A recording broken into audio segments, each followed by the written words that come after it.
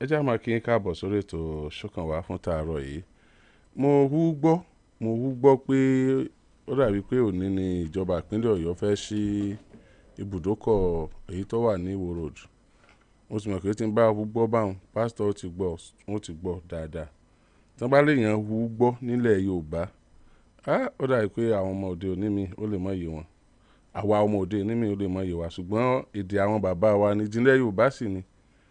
Ọ̀rọ̀ tí wọn ò mọ̀ pé èèyàn kí wọ́n fi lọ yàn àbí kí wọ́n sọ fún yàn téèyàn kàn gbọ́. Mo hú gbọ́ téèyàn bá tí èèyàn kàn gbọ́. Kò pé kéèyàn má gbọ́ o, ṣùgbọ́n èèyàn ò lè quote pé ẹni tó sọ fún mi nìyí. Àbí bàbá? Ó fly around. Thank you. Ó fò dọ̀dọ̀ èèyàn ni.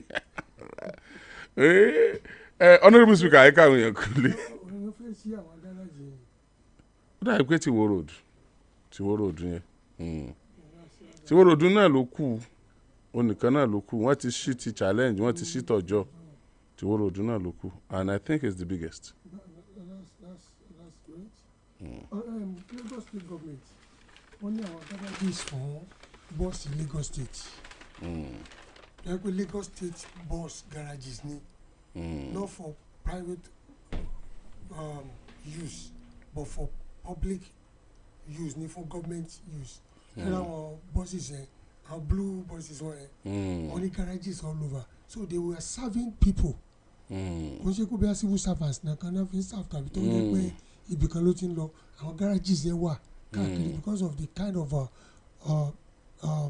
the magnitude of the crowd tí wọ́n serve, and that is why it's very very effective. So àwọn náà open for government use, which is mainly for public use. Àwọn eléyìí náà is also good when you see a government that is striving very much to open garages. You understand? So it speaks a lot about their concern for public transport. You understand? Even though the system is still in contention. Àwọn PMS kankan tọ́pọ̀ àná take over bẹ̀. Àwọn náà máa ní. Still in contention and still in court anyway. In court? Bẹ́ẹ̀ni. I thought they sorted that. No, Oriyomi is still out there trying to ensure pé they have their mandate to. NURTW tí wọ́n ti win ni, wọ́n ti borí kéèsì yẹn. Wọ́n ti borí ẹ̀. Tán bá borí kéèsì tí ó bá ti wà effective, gbígbọ́ tó ṣe wà limbo náà ni. Bọ̀ mo gbọ́ látẹnu àwọn PMS, ṣé mo pé àwọn NURTW náà wọ́n kó PMS. Àwọn náà ni oko ìjẹ́ ti bàbá tọmọ náà. Ó mọ̀ làálàá. So autonomy NURTW láti stand on their own, wọ́n kàn máa fún ìjọba lẹ́tọ̀ọ́ wọn, òun lẹ́yìn ń sọ, tí ò ní jẹ́ pé wọ́n ó jẹ́ government agent. It's going to be a union that's standing on their own. Do you understand? And this is becoming rampant, especially in the southwest states. Because unionism, associations, freedom of association, you cannot tamper with the freedom of association. It's there. There's nothing you can do about it. But because of the menace, the kind of unrest and public disturbances, and that is why that association is being put under the carpet for now. Pé fún àlàáfíà ni ó mú gómìnà Ṣèyí Mákindé tán fi gbẹ́sẹ̀ lé ńgbà yẹn. Àwọn èèyàn gbọ́dọ̀ understand it was a good initiative.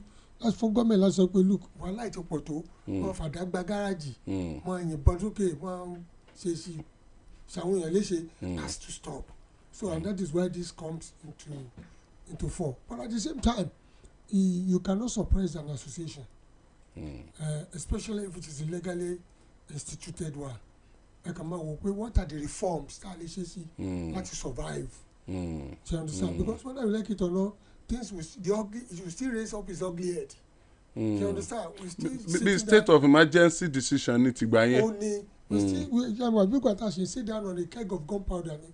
If you have the feelers of what is going on, there are some who are disgruntled, who are still waiting for anything to happen, and there are some that are living in fear and in apprehension. So you get it? That's exactly what is happening. But notwithstanding, I congratulate the Oyo State government for Ahugbo. But Honourable Speaker, ṣé àwọn union yìí ṣé constitution wọn ò lè máa wà vetted by the government in power tó jẹ́ pé constitution yẹn ò kàn ní jẹ́ anything goes tó jẹ́ pé constitution yẹn ó máa forí balẹ̀ fún àlàáfíà ìlú tó jẹ́ pé yóò fààyè gba àlàáfíà ìlú because the NURTW like every other union and associations tí àwọn náà bá ń ṣe ètò wọn tó yẹ pé n ti ń ṣẹlẹ̀ láàrin wọn ò mú àlàáfíà aráàlú di fíafíà tí ò mọ dààmú aráàlú ẹni tí ò mọwọ́ tí ò mẹsẹ̀ tẹ́mi wọn ò mọ ṣòfò lórí ọ̀rọ̀ union tí sẹ́wọ̀n pé ìjọba ò ní dá sí tó jẹ́ pé àwọn náà ní òfin wọn tó yẹ pé wọ́n ti mọ the next person tó máa bọ́ síbẹ̀ tí èsì àdálẹ́fin tí èsì pé tẹ́tí ní process thank you sir thank you tí èsì àdá tí èsì ẹni tó bá mọ̀ jájá jù tí èsì ẹni tó bá lè yìnbọn lẹ́yìn olóṣèlú jù tí kì í ṣe pé wọ́n wàá gbé wọnú òṣèlú débi pé àwọn gan láràlú ọmọ bẹ̀rù lásìkò òbò wọ́n mọ̀ wo bí wọ́n fi sí tó fi wá jẹ́ pé àwọn náà mọ̀ wò pé tẹ̀ntàn tẹ̀lé bá ti wọ́n pera wọn sẹ́yìn olóṣèlú tẹ̀ntàn tẹ̀lé bá ti wọlé o àwọn làwọn náà bọ̀ sórí kinní yẹn o ìmọ̀ fa kódà mọ̀ dá wàhálà lẹ̀ lásìkò òṣèlú. ṣe rí àwọn olóṣèlú wa politicians àwọn náà institute violence and brigandage within some of these associations especially the NURTW and if you look at what constitutes the NURTW dissidents pọ̀ náà tó wà ń bẹ̀ ọ̀pọ̀lọpọ̀ àwọn tó wà ní NURTW àwọn graduates gbogbo ẹ̀ wà o but if you look at the ruffians tó wà ń bẹ̀ wọ́n overshadow the saner kind of a people to constitute it. If you still go at even the so-called PMS now, you understand? If you look at the attitude, behavior of some of them, you'll be shocked. You understand? Wọ́n gún ọ̀kadà ní 2 weeks ago. Ọlọ́kadà mi báyìí ọ̀dẹ́gbẹ́ ojú títí wọ́n wọ sọ̀rọ̀ task force. Ó dẹ̀ fa ọ̀kadà gbogbo adẹ̀ nílẹ̀ lórí ọ̀kadà. Wow. Now, orí títí ìjọba kọ́lẹ̀ ti mọ gbowó yín. There should be a kind of a system tó pé ibi tẹ́ mọ̀ sanwó sí ó wà. Kò ṣe orí títì. System tó máa ń bú ẹni tí ò fẹ́ sanwó gan kò ní choice ju pé kó sanwó ẹ̀ lọ. I'm telling you, and you see we are in the digital age whereby like what I said the other time where NURTW gan garages local government ló take care garages. ló yẹ kó take care. If NURTW have some of these garages and they were digitalized at the touch of the button ní ọ́fíìsì gómìnà gan àmọ́ tí local government kankan make lórí gbogbo àwọn private these commercial buses because they will be licensed and they will be digitally documented and when the mama pay owó wọn as at when due percentage tó bá lọ fún state àlọ ètò lọ fún local government àlọ ètò lọ fún union àlọ síbẹ̀ so at the touch of the button they can do that but if you give them these suggestions again kangaroo way of things wọ́n tún ṣe ẹgbẹ́ akẹ́sàrí daṣọ fún wọn wọ́n tún ṣe gbẹ it doesn't ewúrẹ́ tán daṣọ fún wọn ní ìsìn it's not digitalized bọ́lọ́kadà kan bá gbẹ̀yàn sá lọ kò sẹ́ni tó fẹ́ mọ̀ ṣé o ní sá àwọn mọ́tò tán lẹ̀ àmọ́ iye ọ̀kadà tí ń bẹ tí ń gbèrò àmọ́ iye ọkọ̀ tí ń gbèrò àmọ́ iye àdúgbò tó ní àdúgbò yìí tí ò ní àdúgbò you see this things is congested and doesn't add value to our society so it's like with Sydney the government still needs to sit down.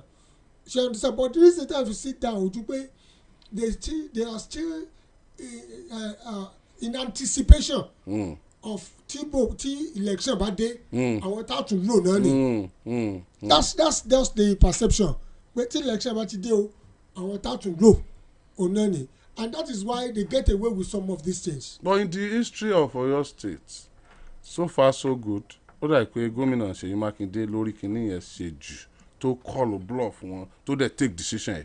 Yes, he started from the former administration when Ajimobi was there and government is a continuum and what the mama develop see náà ni if something happened yesterday you look at what can you do today to correct the ills of yesterday so I think Governor Abiodun Seyi Makinde has done wonderfully well because any relative peace There is a kind of a relative peace in most of these garages, and there is a kind of check. Come on, Lori, it's like they check each other. One were careful. Some of them are very, very careful.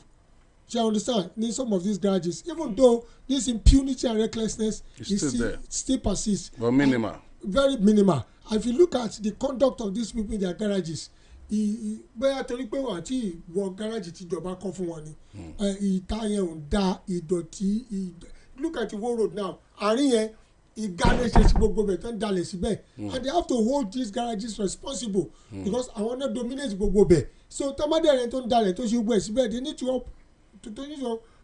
need to apprehend them so there's a lot of things that are still happening in most of these garages that I saw they are not being taken care of, especially when it comes to health issues. That has become a serious hazard to people's health matters. So area here ni mo kàn fẹ́ kí ìjọba tó wọ̀ and most of these garages ọlọ́run bá ṣe ní sábà tí kò wọ garage yẹn yóò ní toilet yóò ní gbogbo ẹ̀ àwọn tó ń lò ń ta ní ìsìn bí gbogbo tó ń dúró sí yóò náà fi ń ṣe gákiri there is no public toilet there is nothing at all and when they do that everywhere.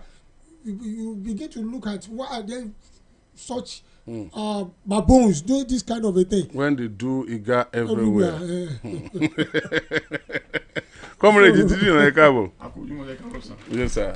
Ebawari. Hey, Honorable Speaker, when will NURTW, the transportation sector's non-formal sector, Abi?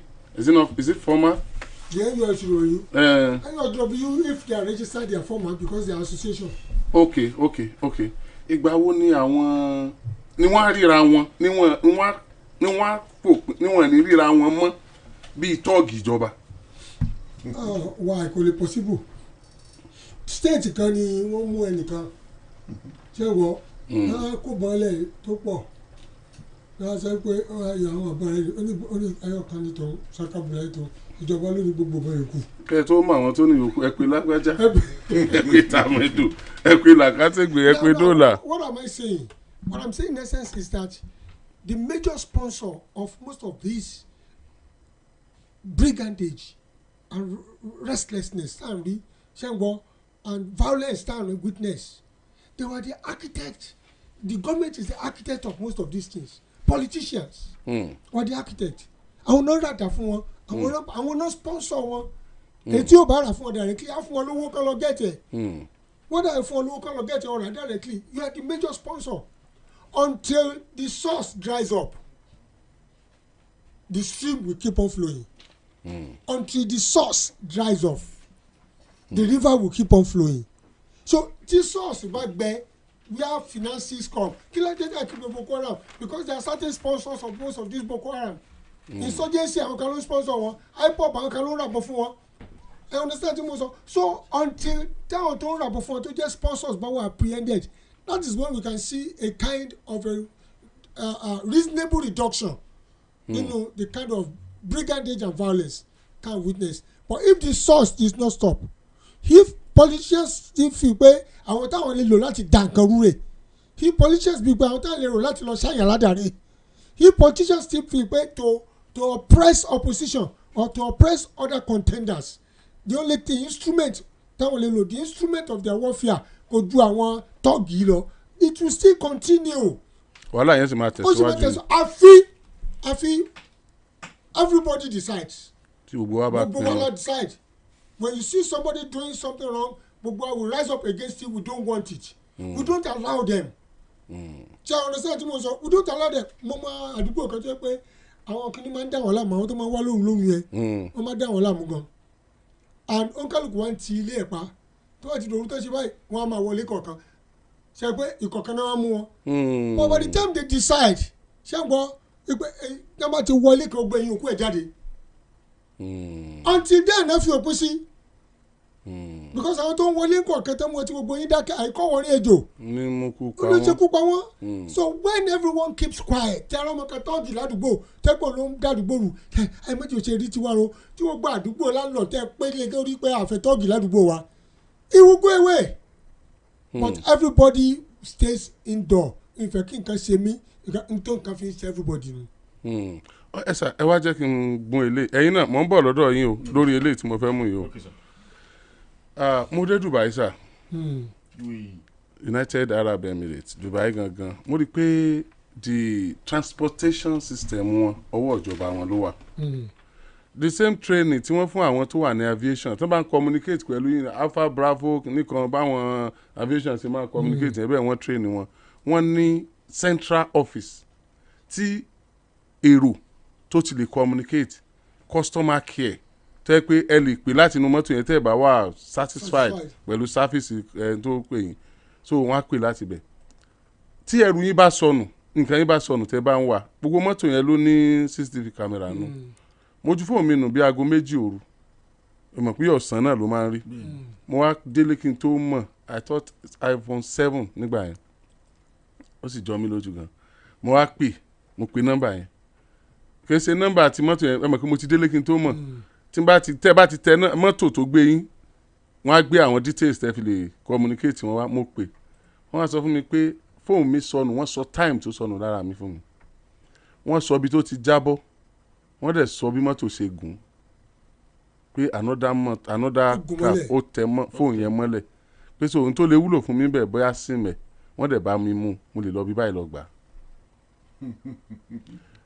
Mo rí i pé transportation wọn bẹ̀ yẹn ọwọ́ ìjọba ló sì wà so ìjọba ń generate owó lórí ẹ̀ gan-an ó lè pọ̀ oríṣiríṣi o but still under government control. Ní China ìyẹn náà wà control under the government but not 100%. Àwọn kan àwọn privatization wà partly privatized. No ṣẹ́rí tí Dubai yẹn náà ó wà privatized o but controlled by government but ti China òun náà wà privatized but ó ní exception báwo yẹn sì lè rọ̀kadà bí wọ́n máa fi gbèrò wọ́n fi ń ṣe bẹ́ẹ̀ ní China náà. So ìyẹn tún pọ̀ kò wà controlled bíi ti Dubai but àwọn náà wà controlled to maybe 70%. 70%. Ní London ẹ̀yin lè sọ yẹn fún wa mọ́tò kan bẹ́ẹ̀ tán pè ní black cap àwọn kan bẹ́ẹ̀ tí wọ́n pè ní ó wà cap ó wà then buses wọn òun náà wà. Mo rí i pé ti London yẹn tún wà more controlled torí pé ju ọ̀pọ̀lọpọ̀ lọ ó ju àwọn ìtókù yẹn lọ in fact síbẹ̀ náà o àwọn kan ní private tí wọ́n register as under company àwọn kan dẹ̀ wà tó yẹ pé private ni wọ́n yọ sẹ́sẹ̀ ṣe é pé it might not be 100% but here kó tó di pé Ṣèyí Mákindé gbèrú gbèsè tó gbé from Ajímọ̀bí kó tó di pé Ajímọ̀bí gbèrú gbèsè tó gbé sẹ́mọ̀ pé bọ̀ NURTW náà ló ń jẹ́ láyé Ajímọ̀bí kí Ṣèyí Mákindé tó sọ di MPS kó tó gbèrú gbèsè tán gbé yẹn it was not controlled by government at all. No but indirectly controlled by government because government ń gbowó lọ́wọ́ wọn that's the control they have that's what they thought is a control. torí pé ó ní iye tí wọ́n ń san. ṣe é rí gbà yẹn. ìyẹn ò dẹ̀ ní kò ní rẹ́kọ̀dù rárá. There was even a time lọ́yọ̀ state níbi tó yẹ pé the money they are paying to the government does not have any record. No off record ni. Personal relationship personal pocket pàdípàdí náà jù sí time yẹn. Ìjọba ètò wa wà lóde yìí this government have spent a lot they have incurred a lot wọ́n ti ná owó wa tó pọ̀ sórí transportation. Iye tí gáràjì ti challenge cost iye tí gáràjì ti wóró ọjọ́ cost ká tó wá sọ àgbáyàmúyàmú ti wóró tán fẹ́ sílẹ̀ nù owó tí wọ́n fi kọ́ ení owó tí wọ́n ó tún fi sí gẹ́tẹ̀ èjì now jẹ́jọba lè jẹ́ ká mọ̀ the transparency aspect of it all. Okay o transportation sectors wa nígbà tá a ti take care up tó jẹ́ pé ìjọba ló ń ṣe ló ń bójútó PMS a máa ti pawó gan iye báyìí tá máa fi ń contribute sí IGR wa lélẹ́yìí iye báyìí ni máa wọlé because tá a bá mọ̀ owó wa ni wọ́n fi kọ́ àwọn tí wọ́n kọ́ yìí. Is it not a loss for us? When we are not having account. a gbọ́dọ̀ mọ̀ pé. Money spent and money that comes in. Yes, pé nǹkan wọlé fún ìjọba látara gbogbo owó tá a náà. What are we celebrating? Kí là ń jubilate? Kí là ń celebrate fún? Those parks kò sí fún àwọn parks yẹn. It's not for Omi Tuntun bus now, Omi Tuntun transit now. Omi Tuntun transit tó jẹ́ tìjọba kò nílò. Àwọn public vehicles, àwọn public transport náà ló máa lò. So kí ni ká wá ń generate lára ẹ̀? Báwo la ṣe pàtẹ́wọ́ fún ìjọba pé ẹ ṣe o, aṣòwò, àjèrè o? Mò ń bọ̀. gẹ́rẹ́gẹ́ láago 10 àárọ̀ lù láti iléeṣẹ́ rédíò àgídìgbò 88.7 FM Ìbàdàn. Lọ gba káàdì ìdìbò rẹ. Umrah December yà ṣàròtọ̀. Iléeṣẹ́ Ganic Agent Umrah ti ṣe àgbékalẹ̀ ògbóǹkangí ìrìnàjò Umrah oníbejì láti orílẹ̀-èdè Nàìjíríà dé Egypt lọ sí orílẹ̀-èdè Saudi Arabia. December 20 lábalẹ̀ sí orílẹ̀-èdè Egypt. Tá a ṣe àbẹ̀wò sí àwọn ibi mọ́nìgbàgbé bí ààfin Pharaoh, mọ́sálásí Amir Ibn Al-Has, mọ́sálásí àkọ́kọ́ nílẹ̀ adúláwọ̀ tó fi mọ́ ilé ẹ̀kọ́ Al-Azhar àti bẹ́ẹ̀ bẹ́ẹ̀ lọ. Kátó mórílẹ̀ Mẹ́kà Mẹ́dínà lọ ṣe Umrah. Dé àwọn àyè àṣẹ ṣe ziyara dé gbogbo bíi mọ́nìgbàgbé tó fi mọ́ àwọn oúnjẹ tó dọ́sọ̀. Umrah December yìí àtàwọn ọmọdé àtàgbààgbà lájọ ń lọ. Àwọn ọmọ owó ṣe Quran competition tí wọ́n sì jẹ ẹ̀bùn kàbìtì. January 5 lápadà sí Nàìjíríà ló gun Ọlọ́run ọba 3.8 million naira lówó Umrah yìí. Ẹ kàn sí Ganic Agent Umrah Services ní Àrùmẹ́ta Junction off Sango Ẹlẹ́yẹlé Road Ìbàdàn. Telephone 0706 404 9730. Ilé-iṣẹ́ Ganic ní Umrah December yìí àwọn ọmọ wọn gbọ́dọ̀ gbẹ́yìn bẹ́ẹ̀ o. Àwọn ọmọdé ń sáníyò ayé o, àwa èwe wẹ́rẹ́ ńlá dùn òbí. Ẹ̀yin òbí wa ẹ̀dùn wa nínú o, ẹ kó wa jáde rà gídígbò. Kájọ lọ ṣe children carnival yóò ti parí ọdún December yìí. Ẹ̀yin ọmọ mi o, àtúnkù ọdún o. Eléyìí ò ní jáṣe mọ́ Fẹ́mi àti yín. Èmi Oríyọmí òkìkí bàbá ọmọ kéékèèké ti múra lẹ́dẹ̀ yín. Kó tó dè ní, mo sì mọ̀ bẹ́yìn náà mọ̀ mí. Ẹ mọ̀ wípé oríṣiríṣi ẹ̀bùn ni ó ti wà ń ṣẹpẹ́ fún yín. Kẹ́ ẹ lè gbádùn ara yín ní December. Ẹ máa bọ̀ wá gba tíkẹ́ẹ̀tì iléeṣẹ́ rédíò Àgídìgbò pẹ̀lú 15,000 naira péré. Wọ́n ní sọ fún yín wípé ẹ kú oríire. Tọdún yìí ó dùn yàtọ̀. Ẹ wá má gbàgbé o, iléeṣẹ́ rédíò Àgídìgbò ta tẹ́tẹ́ o. Bẹ́ẹ̀ ṣe ń gba tíkẹ́ẹ̀tì tẹ̀ ń wọlé ilé mọ̀ gba ẹ̀bùn gẹ́gẹ́ bí ìṣe wa. Gbogbo àwọn ẹ̀bùn tí mo sì máa ń fún yín tẹ́lẹ̀ kàkà kó dínkù ìṣe ló tún lékún lọ́dún yìí. Ẹ gbà kan sí i lọ́jọ́ tẹ́ bá wá síléeṣẹ́ rédíò Àgídìgbò fún children's carnival. Bẹ́ẹ̀ bá ṣe ń wọlé ìníwọ̀n kọ́kọ́ mọ fún yín lóúnjẹ ọ̀sán tó bá sọ̀sán lẹ wá. Tẹ́ bá wá láàárọ̀ oúnjẹ àárọ̀ níwọ̀n ìpàdé yín. Iléeṣẹ́ Indomie ló ní sọ fún yín bẹ́ẹ̀ o. Iléeṣẹ́ Kellogg's ní ẹ má gbàgbé. Iléeṣẹ́ Admin ó lẹ́jẹ̀ gbádùn rẹpẹtẹ. Iléeṣẹ́ Supreme ice cream níbẹ̀ bá ti ń jẹun tán ẹ tún mọ ice cream lé. Ọ̀dà gálà ńkọ́ wọn lẹ́jẹ̀ àjẹyó ẹ sì tún dì lọlé. Ọmọlá travels náà ní kí yín o. Bákan náà ní iléeṣẹ́ Fashion Paradise. Àwọn náà ní báwọn ṣe fún yín láṣọ ni làwọn mọ fún yín bàtà. Àwọn míì náà tún bọ̀ o. Oríyọmí òkìkí ọmọ Amúsà. Ẹ̀yin ọmọ kéékèèké. Torí mi lọ́lọ́run fi dá yín. Ẹ tún jẹ́ àpàdé. Ẹ ò mọ̀mọ́ ní sàlàyé ni o, ẹ bomirin wá nítorí ọ̀la ẹ̀yin òbí o.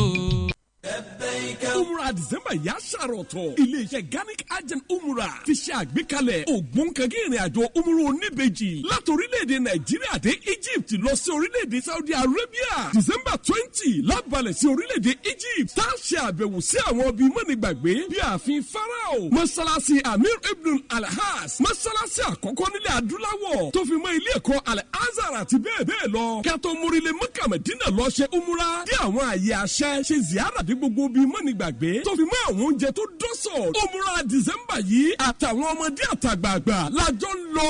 Àwọn ọmọ owó ṣe Quran competition tí wọ́n sì jẹ ẹ̀bùn kàbìtì. January 5 lápadà sí Nàìjíríà ló gun Ọlọ́run ọba 3.8 million naira lówó Umrah yìí. Ẹ kàn sí Ganic Agent Umrah Services ní Àrùmẹ́ta Junction off Sango Ẹlẹ́yẹlé Road Ìbàdàn. Telephone 0706 404 9730. Ilé-iṣẹ́ Ganic ní Umrah December yìí àwọn ọmọ wọn gbọ́dọ̀ gbẹ́yìn bẹ́ẹ̀ o.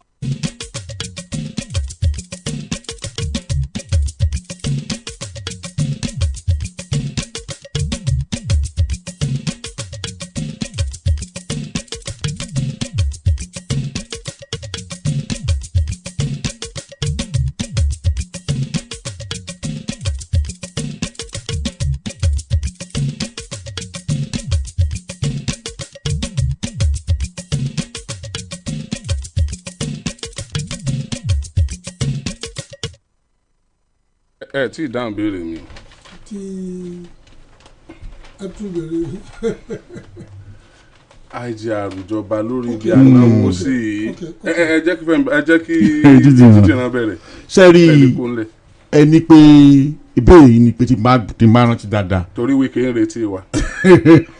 ẹni pé kí ló dé tí owó tí ìjọba ń pa wọlé lórí transport sector èyí ti jẹ́ ìtìrí tí kò sákòyàwó àbí kí àkòyàwó wà ń bẹ̀ sódà àmọ̀ye tí wọ́n ń pa á sì mọ̀ bí wọ́n ṣe ń lò ó fún àǹfààní aráàlú tó bí sincere ìjọba tó bá rí aráàlú ó sì mọ̀ pé owó tá a ná bẹ̀ wọ́n wọ́gbó sẹ́rí ìjọba tó bá rí ìjọba ẹ̀ bí ìjọba aráàlú tó sì mọ̀ pé aráàlú ló ń gbọ́dọ̀ jábọ̀ fún òun ni yóò mọ̀ ṣe àkóyawọ́ lórí owó tó bá pa nǹkan kan ṣẹlẹ̀ láàrin mi àti wọn recently èmi mọ̀ kọ lẹ́tà síta ni sí gómìnà Ṣèyí Mákindé wọ́n wá direct ẹ̀ sí Ministry of Public Works and Transport ipe àwọn ni kí wọ́n attend this letter yìí civil support kan wọ́n wá bá mi ó ní ara nǹkan tí mo demand fún inú lẹ́tà yẹ pé àlá tí ò lè sẹ́yìn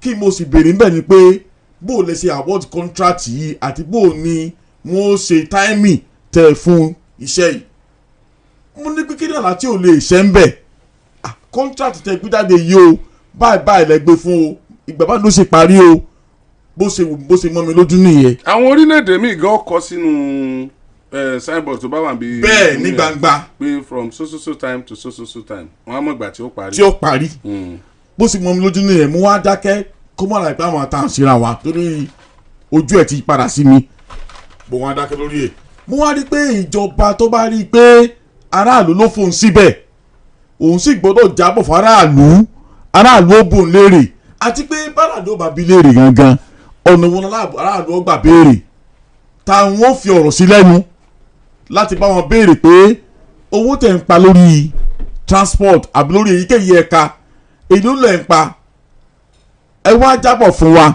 àfẹ́ mọ̀ bó lẹ ṣe lò ó tó bá rí i pé ìjọba bá wà accountable to the members of the public ló máa ṣe bẹ́ẹ̀ o now revenue accountability lórí transport ó cover ticket ó cover fine tí wọ́n ń gbà ó cover levy and some other documents tó o gbọ́dọ̀ ní ẹgẹ́ bí ẹni tí ọba ń lo pópónà àbí tó wà involved in transport now àwọn tíkẹ́ẹ̀tì kan wà ń ta kásọ lónìí tó yẹ pé àdábọ̀wọ́ ni.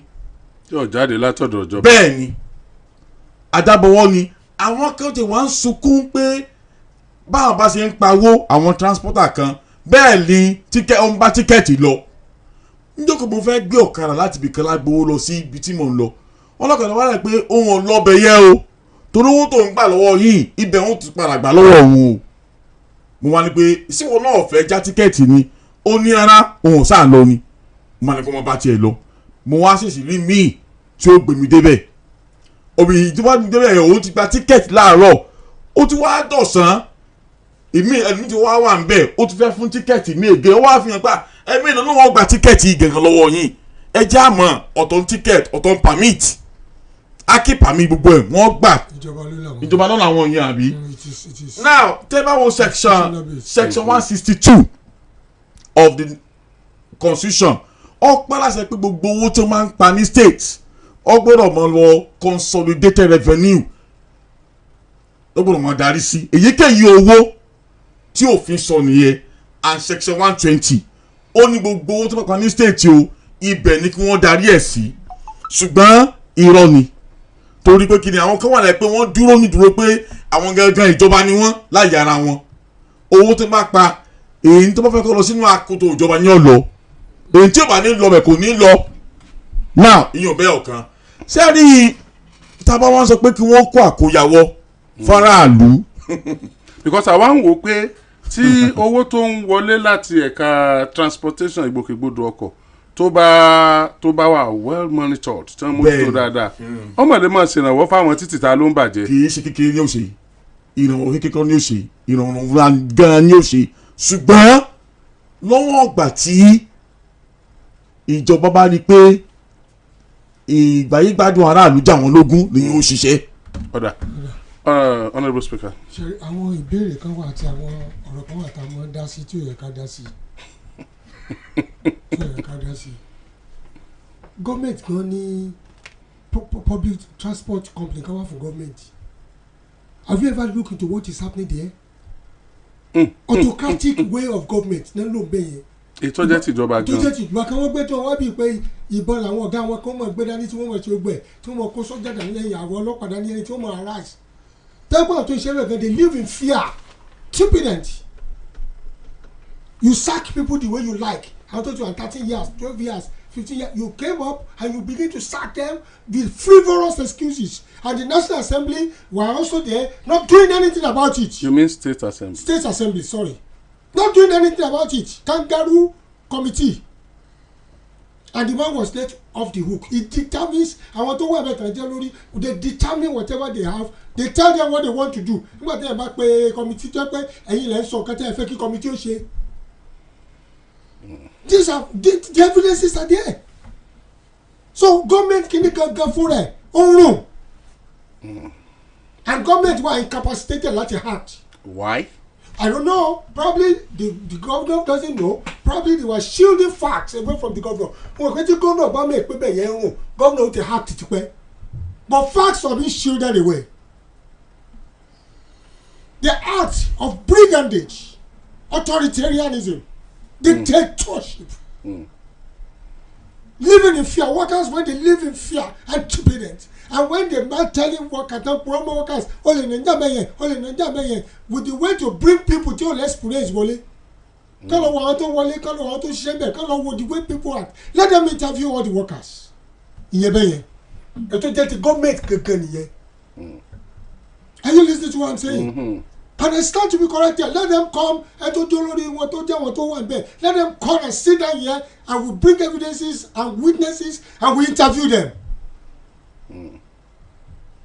Lies upon lies. Tí mo fi ní kò ṣe tó yá dá sí. Irú ti PMS tẹ́ sọ kì í ṣe tó kàn wá lọ títí.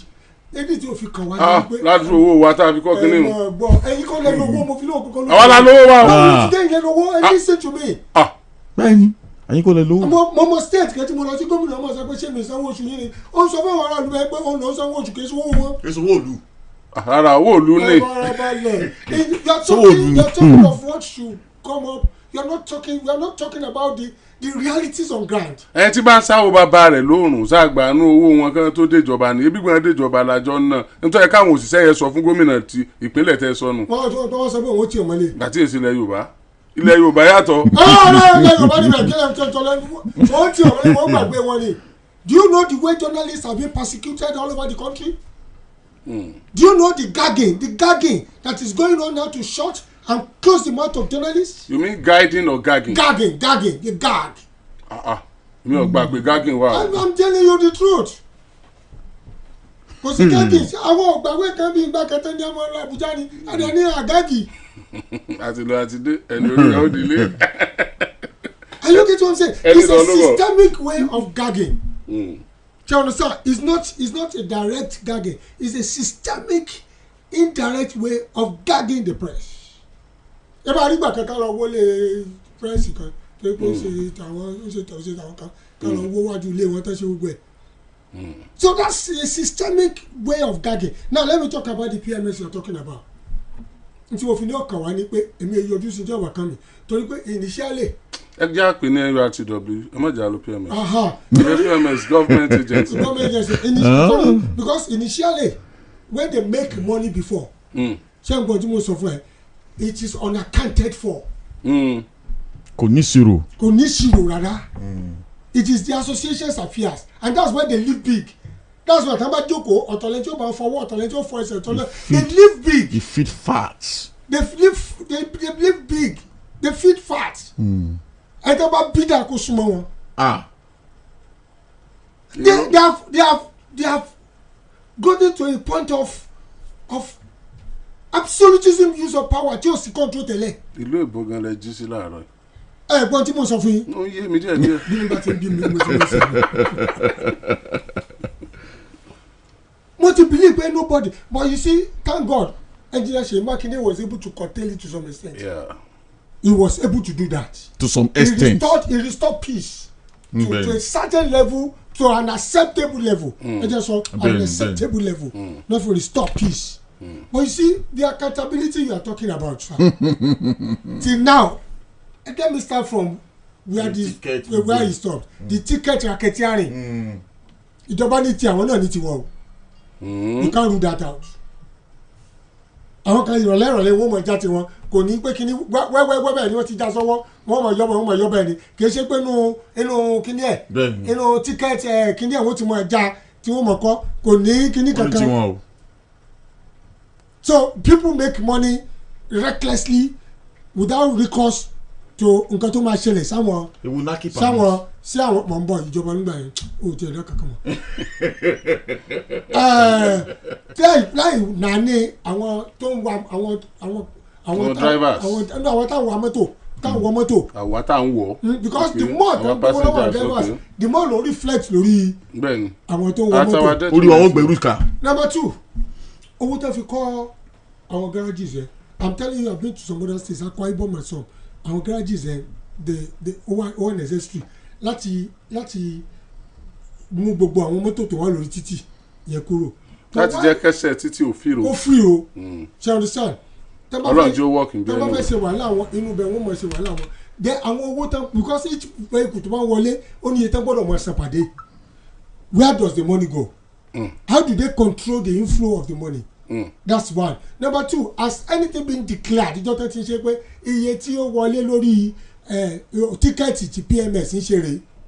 Are you getting what I'm saying? On whose because it's no more association. It's a government thing. Of course. People are from general manager kan ní. So it's no more association of non-URT. No, it is a government thing now. So as government declared anything on what they were making and iye tẹ́ invest tẹ́ bá ṣàgbé ẹrù lérí ọmọ tó bá ṣàṣetán yóò ṣàdélé pé bí mo ti tàrí. But when it comes to accountability mo sọ fún yín pé kì í ṣẹjọ́ wa. Kì í ṣẹjọ́ wa. A sì lè béèrè. Ẹ ṣe àwọn kẹ́kọ̀ọ́ tẹ pé èèyàn lè béèrè ṣùgbọ́n èèyàn pé a lè béèrè a sì lè má lè béèrè.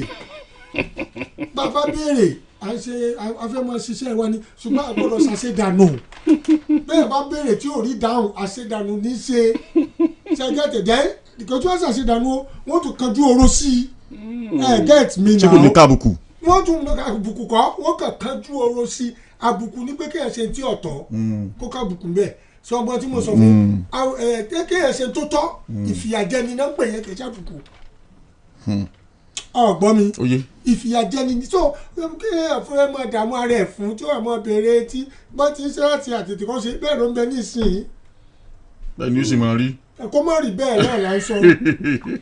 ọ̀dà ẹ ṣeun èèyàn kan tún ti gba ilé ẹjọ́ lọ o ẹ mọ̀ pé níjọ́ ní wọ́n dájọ́ l'Àbújá pé kán má sí convention PDP tí ń bọ̀ nìbàdàn ilé ẹjọ́ gíga míì náà nìbàdàn ó dá pé kí wọ́n ṣe convention PDP tó ń bọ̀ nìbàdàn tàbújá ní kí INEC official kán má débẹ̀ o àwọn òṣìṣẹ́ INEC kán má wà bẹ́ẹ̀ tọ́yọ́ state ní àwọn òṣìṣẹ́ INEC kan yà wà ń bẹ̀ ni o pé kán ṣe lánàá ilé ẹjọ́ gíga míì l'Àbújá tún ti dájọ́ pé àní convention yẹn sẹ́ wọn ò gbọ́dọ̀ ṣe kí àìrọ̀sẹ̀ INEC kí wọ́n sì mọ́ débẹ̀ ṣùgbọ́n ilé ẹjọ́ ìtọ́dájọ́ lánàá ni pé òun kàn fi gbèdéke lé náà ni o nígbà tí ìgbẹ́jọ́ sì ń lọ lọ́wọ́ ìgbẹ́jọ́ tẹ̀síwájú lọ́la lórí ẹjọ́ tí gómìnà tẹ́lẹ̀ rí nípínlẹ̀ Jigawa Sule Lamido tó pè wípé kí wọ́n dákun kán tiẹ̀ kọ́kọ́ dá ọ̀rọ̀ ansi convention November 15 àti 16 kí wọ́n dá dúró ná nítorí pé òun náà gba fọ́ọ̀mù wọ́n sì gbowó lọ́hùn ó sá ni wọ́n yàn oúnjẹ sá ó ní wọ́n yàn oúnjẹ pé ó sì yẹ kí wọ́n yanjú ìrẹ́jẹ tí wọ́n ṣe fóun kó tó di pé convention tẹ̀síwájú kó má jẹ́ pé wọ́n fẹ̀tọ́ ọ̀hún dùn òun so wọ́n ń ṣe yẹn lọ lọ́wọ́lọ́wọ́ nílé ẹjọ́ Àbújá bá tún ní ẹ̀yin òṣìṣẹ́ INEC ẹ̀ gbọ́dọ̀ lọ Ìbàdàn lọ́ọ̀dì 15 àti 16 ẹ ní sùúrù náà káwọn parí ẹjọ́ yìí ilé ẹjọ́ mẹ́ta ó di mẹ́ta ilé ẹjọ́ yìí tó tún míì tó ti jókòó nípínlẹ̀ Ọ̀yọ́ òní náà ní Wednesday tá a bá pẹ́ lórí prógráàmù yìí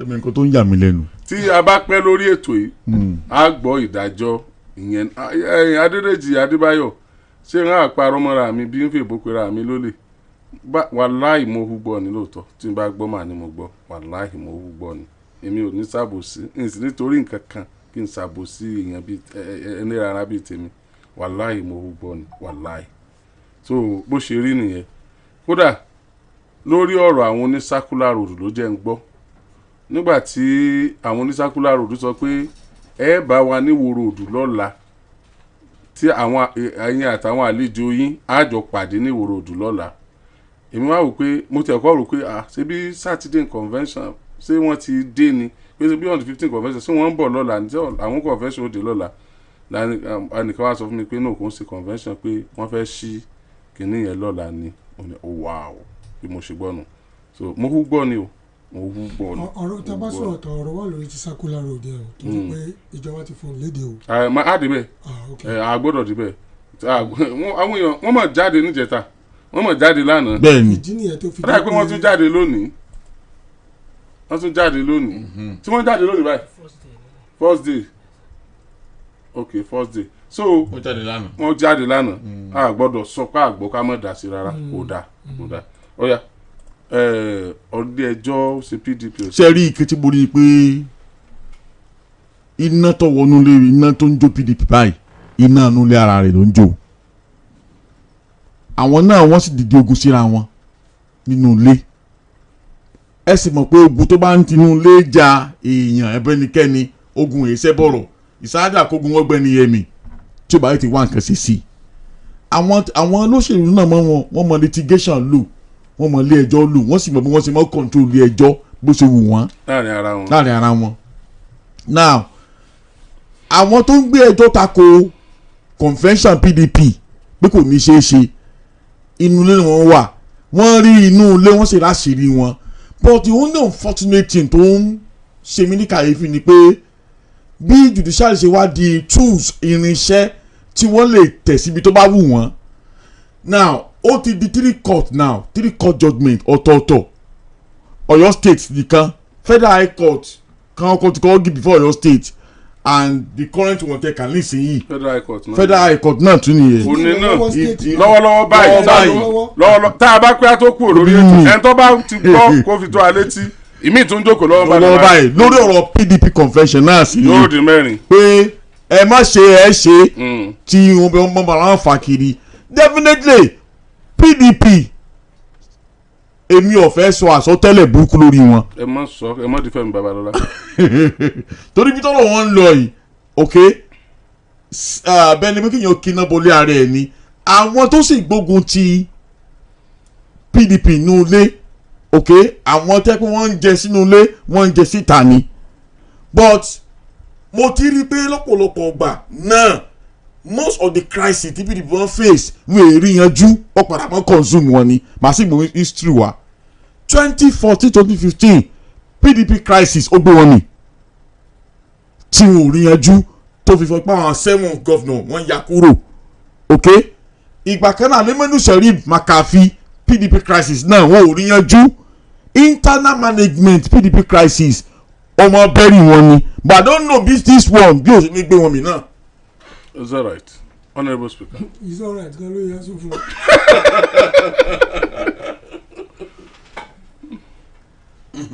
Where will I start from? Sherry, our judiciary has become a disgrace. Our judiciary wa ètò ìdájọ́ wa. Ẹ̀yin wí. Ó ti di nǹkan àbùkù àti nǹkan àtọ́ka sí lọ́nà tí ò dáa. Wọ́n ní as incorruptible as a British judge ní ọmọ ń sọ.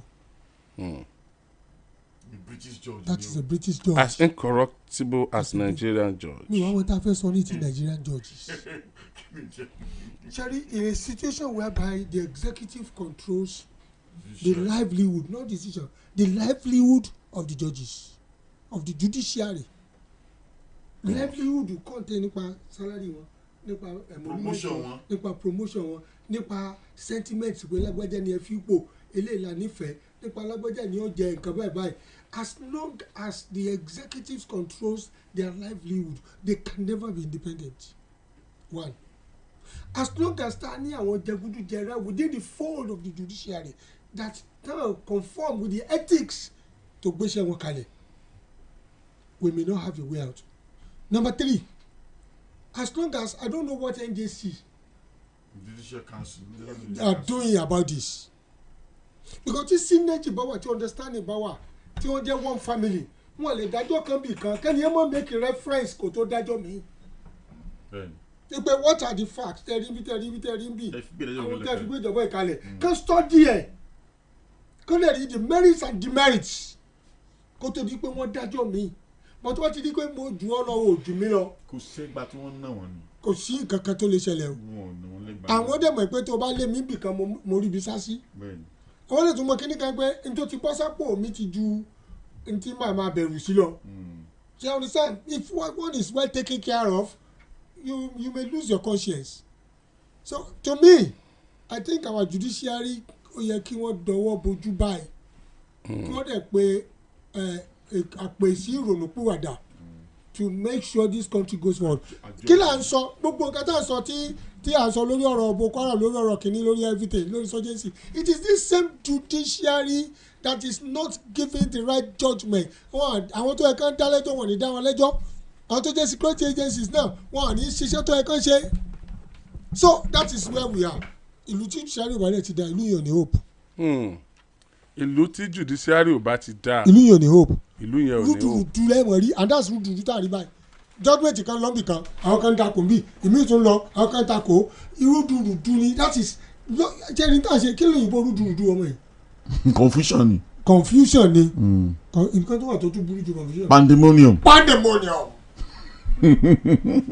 Pandemonium ni nílùú tí judiciary tá a bá ti ṣe tó yẹ kí wọ́n ṣe you see a kind of pandemonium. Àbí ṣe rúdurùdu. Pandemonium ṣe rúdálẹ̀ ni. Yánpọnyánrin. No be rúdurùdu. Yánpọnyánrin burú ju rúdurùdu lọ. Yánpọnyánrin o ní pandemonium. Rúdurùdu ní confusion. Thank you. Yánpọnyánrin. Yánpọnyánrin ni rúdurùdu. Yánpọnyánrin. Yánpọnyánrin mà burú. O ní pandemonium. Yánpọnyánrin burú o. Yánpọnyánrin pé tí kò lójútùú. Olójútùú. Ó dojúrú. Everybody ọmọ sá. The center can no longer hold. The falcon cannot hear the falconer. Ẹnìkan ò ní nígbàgbọ́ nú ẹnìkan mọ́. Honourable Speaker, some time ago mo ní orí ọ̀fẹ́ àti bá ẹ̀bùn olú Adégoruwa sọ̀rọ̀ SAN ló wá ń sọ fún wa pé mo ní kí ló ń fà á tí ọ̀rọ̀ yín fi bẹ́ẹ̀ ní both the bar àti bench tọ̀rọ̀ yín fi rí báyìí tó fi pé conflicting judgement ó ń jáde láti bẹ̀. Ó lákọ̀ọ́kọ́ ni wípé kálukú ara àwọn mọ adájọ́ tí wọ́n wà incorruptible àti tẹ́ pé tẹ́ bá déwájú ẹ̀ ohun tó bá rí gẹ́lẹ́ ni ó sọ. Ó ní àwọn senior member of the bar senior advocate wọ́n sì mọ ọmọ aráyọ̀ jẹ́ pé àwọn lè rà. Èmi ọ̀gbọ́n. Àní ẹ̀bùn olú Adégoruwa ló sọ. Ó ní senior advocate lòun ó láwọn tó mọ̀ra àwọn. Anyway amọ̀gbà kan ó sì kọ́ amọ̀gbà kan lọ́sùn tán dáwọn kan tó president wà. President bẹ́ẹ̀ ni. láti ẹni ṣètò òótọ́ ni táyì sọ. Bẹ́ẹ̀ ni ó wà rẹpẹtẹ. tán láwọn kan ń ra ẹ mọ̀ gbà tí àwọn kan influence àwọn kan ṣe. bẹ́ẹ̀ ni Honourable Speaker ẹ mọ̀ gbà tí ìjà wà láàrin bàbá wa Afẹ́ Babalọ́lá àti Délé Fárótìmí. Now ìkan lára àwọn lọ́ọ̀yà kan tó wà ní US tó jẹ́ Nigerian lawyer tó wà ní US ó grant interview tó burú jù fún US press. Interview yẹ ó bá mi lójijì ó wá ní kí ni wọ́n bá Délé Fárótìmí jà fún. Ó ní sì bí ara àwọn tó bá àbá ṣiṣẹ́ lòun ẹni máa fẹ́ lọ Google ẹ̀ wọ́n publish ẹ̀ ni. Ó ní sì bígbà tí Bọ̀ní Haruna lose Bọ̀ní Haruna former governor of Borno State ṣe báwọn táwọn gbé owó lọ báwọn adájọ́ kan rèé òun ló sọ bẹ́ẹ̀ torí mi ò sí bẹ́ẹ̀ o ẹbí yóò sì bẹ́ẹ̀ òun ló fi léde a sì lè mọ̀ bóyá òótọ́ bí àárọ̀ ni. ó lè mọ̀ jẹ́ òótọ́ ní sọ o. now ó wá gán tàbí yẹn tán ó lè mọ̀ jẹ́ òótọ́ now ó wá gán tẹ́mi ò fi gbàgbọ́ nínú tẹ́bi ìrì ẹ̀yìn now àtẹ̀bí náà ó wá gán tàbí ó wá gán tàbí yẹn ẹja sóde lẹ̀ ń bọ̀ ó wá dàbí backbone fún Délé Fárótìmí nínú case tó máa bá fáńgbà yìí back to the issue ti ẹ̀bùn Ọlọ́dẹ́gbòrúwà ó ní àwọn ọmọọ̀ràn àwọn senior advocate lòun ó ní one of the colleague nǹkan wá bá wọn ó létí lẹ́pọ́tà kọ́ láìpẹ́ yìí ni ó ní kí wọ́n tòun bẹ̀ tó fi wá sọ fóun ó yẹ ká lọ rìpọ́ọ̀tù ẹ̀ fún NJC. kí ọmọ bí ó ti rówó ni. ó ní sọ tó ti rówó ẹ̀ ni oníṣòwò lọ́wọ́ àmọ́ ni ó wà náà ó wá pé òun ti ẹjọ́ yẹn sí wọ tó wá fi sòwò ìwọ lọ rìpọ́ọ̀tù ẹ̀ fún. ẹ̀mí lè gba ẹjọ́ kó lówó nú ẹjọ́ mi ó lè má lówó nú. tó o bá ní fáàtì lórí ẹ̀ lọ rìpọ́ọ̀tù ẹ̀ fún NJC èmi ò bọ́ dá sí i. now the point is like ó ti mọ̀ ó ti fi hàn wípé láàrin ara wọn wọ́n jọ mọ̀ra wọn tí conflict ìjọba tó bá ń lọ bó ṣe ń lọ yìí ok ṣé ṣe wípé wọ́n place a price lórí judgement 1 2 ni pé ó yẹ kí wọ́n fọ judiciary kí wọ́n fọ mọ́ lásìkò tó wáyé mo ń fi àsìkò à ń pe mọ̀mọ́ kékeré ẹ̀kùn and the other top functionary ń bẹ̀ yẹ láti bá àwọn kọ̀ọ̀kan wí tí wọ́n fi mọ́ kó ẹrẹ̀ bá wọn ipe tí o bá sí ìbáwí ẹ̀rí gbígbà kan ìbáwí bá àwọn adájọ́ kan tí wọ́n bá wọn wí gan táwọn mísàn lórí sáìn kíákíá tí wọ́n ń fi iṣẹ́ sílẹ̀ now NJC dìde so that public trust ìgbẹ́kẹ̀lé tí aráàlú ní lórí ẹ̀ka ìdájọ́ á lè máa padà. let me say this and let me say it straight away ṣe rí gbogbo tó ṣì ń ṣe wọn tí ìkọjá òfin o. okay.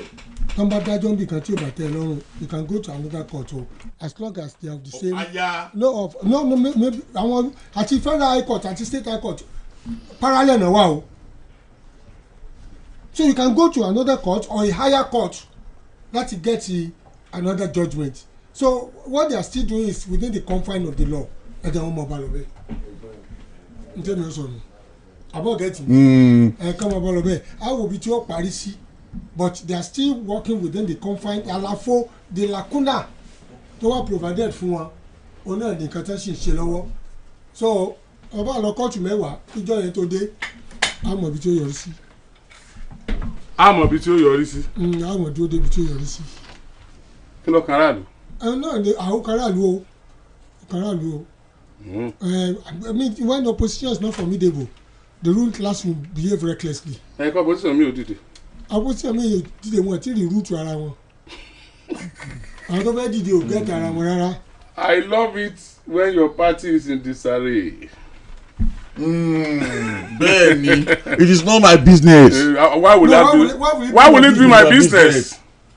ìwọ tó jẹ́ opposition sí mi ẹnìyàrá yín bára yín jà ṣé màá lájà yín ni. èmi náà ti wà bẹ́ẹ̀ rí. tẹ́mi jẹ́ ìbàjẹ́ èmi lẹ́wà dojúkọ ẹ̀fẹ̀ kan mọ́ ẹja. èmi nìkan mo wà ní region mi tí mo dá dúró tí mo sì dúró dòní. so àwọn èèyàn ń jà wá ní kí n lọ làwọn ẹ̀fẹ̀ kan jà náà jíjẹ ìjà yín ló pè mí and that is what the ruling class is saying now.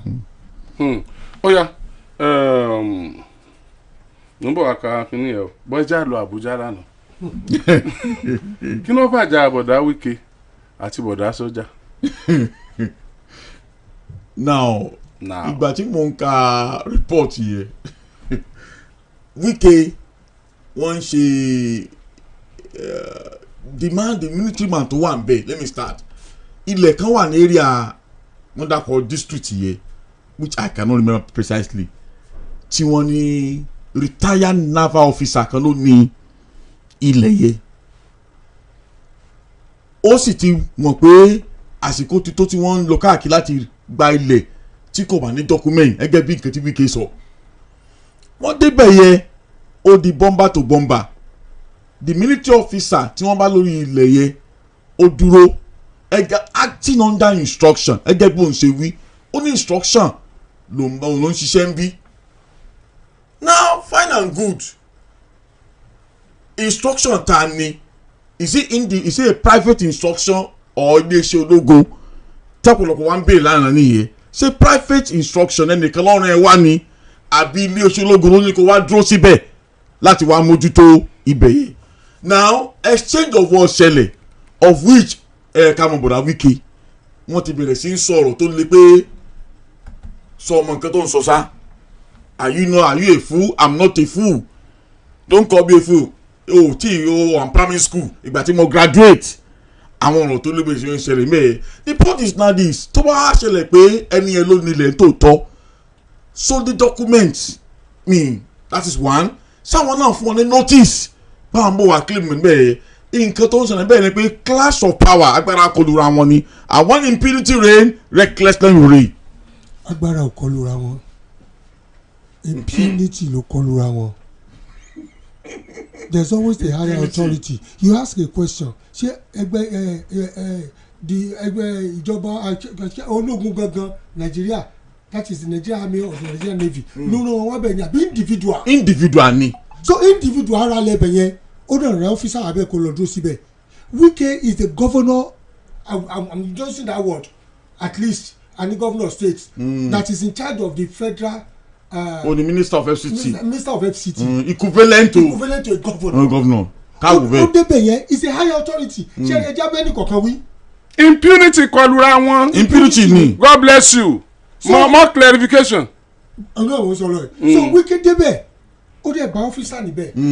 It behoves on the officer to respond to whatever Wike is saying. Kini escalate débi tó fi ní are you a fool ni? If you don't know are you a fool is not saying you are a fool. Oh no, Wike padà oh no I'm not a fool. No arrogance wa. Ṣé ẹja sọ kini that is what tó jẹ́ pé káípọ́ nine citizen ni àwọn people yìí wọ́n ti yọ bẹ́ẹ̀ tí wọ́n ti mọ̀ nàyàn. Ara o ordinary citizen. Àwọn ordinary citizen yóò sọ wọ́n ti mọ̀ nàyàn tẹ̀wọ́n dé tẹ̀lásán tẹ̀ tó wọ̀wọ̀ kú àtẹ̀ lọ bá wọn wọ́n ti mọ̀ yọ bẹ́ẹ̀ tó ti mọ̀ nàyàn. When a democratic dispensation àbá Wike wí fún rẹ̀ aṣọ ti Wike honourable speaker ẹjọ sá ẹni tó rẹ wá síbẹ̀ tẹ Wike dẹ̀ sọ who happens to be the minister of the FCT is a higher authority that individual tó rẹ wá. honourable speaker higher authority àwọn Yorùbá ní ẹni tó ránṣẹ́ lábẹ́rù àmọ́ kó yá jẹyàn when the higher authority ẹ̀mí mọ́ tẹ́rí bá fẹ́ mi. honourable speaker ìkànnì yẹn. mo ṣe ń gbọ́ yín o. Nàìjíríà ti bàjẹ́. ó ti bàjẹ́. Ọlọ́run ní kó bá wa tún ṣe kò ń sáwọn ìjọba nìkan emotional judgement ti pọ̀ jù personal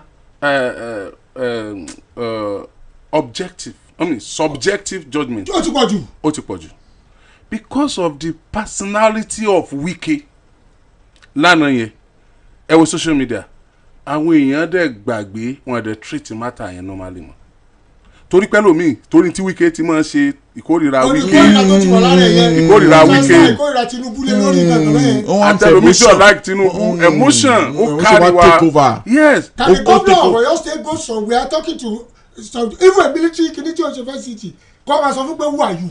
wọ́n dẹ̀ celebrate máa yẹn. wọ́n dẹ̀ celebrate àwọn kẹ́tọ́lé he is supposed to be suspended. wọ́n dẹ̀ celebrate. individual lórí ẹ̀ lọ́nà. individual ni and retired naval officer ni retired naval officer lọ́run lọ síbẹ̀ yẹn. what kind of mess is that ní country ṣé àti ẹni rules àti ẹni anything wọ́n ni.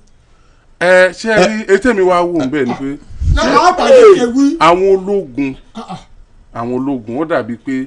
arúgbó ẹ̀sẹ̀ ti pọ̀ jù. ó dàbí pé bóyá decrease làwọn sì ń lò bóyá àwọn olú constitution ti wà o because retired naval officer ló níbẹ̀ yẹn a ní enough army gan already kíkan tó lọ mọ sọdí ẹni tó tiẹ̀ tún ti retire. imagine you wan pay question lọ́wọ́ ọwọ́ wa adamant a need enough and engage in the boy.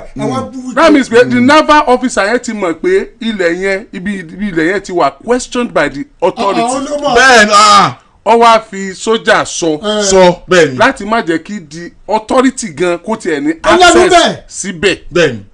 You get it? Okay, ẹ wá jẹ́ tí ẹni yẹn ò bá jẹ́ naval officer ńkọ́ tó o bá jẹ́ naval officer tó o serve nation tó o retire a journalist tó ṣiṣẹ́ fún NTA tó o náà serve nation tó o retire should be accorded with the same respect.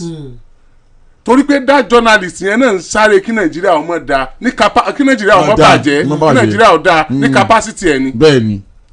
okay ṣé wàá lè sọ iye àwọn tó ti retire ní civil service tí wọ́n ti wọlé wọn dànù l'Àbújá yẹn nítorí pé àwọn ò ní sójà tí ó bá wọn sọ. wọ́n ní sójà tí ó bá wọn sọ ni. impunity versus impunity. Wike náà kí ló ṣe temper wọn. ẹ máa gbọ́ ṣé gbogbo èèyàn làwọn náà mọ̀ ṣe bá. ẹ máa gbọ́ sẹ́rí ti Wike á lẹ̀ lẹ́rọ̀ jìnnà kan tó bá adìẹ wí. sẹ́rí ojú ọmọlé kókó láfi bá fàwé o.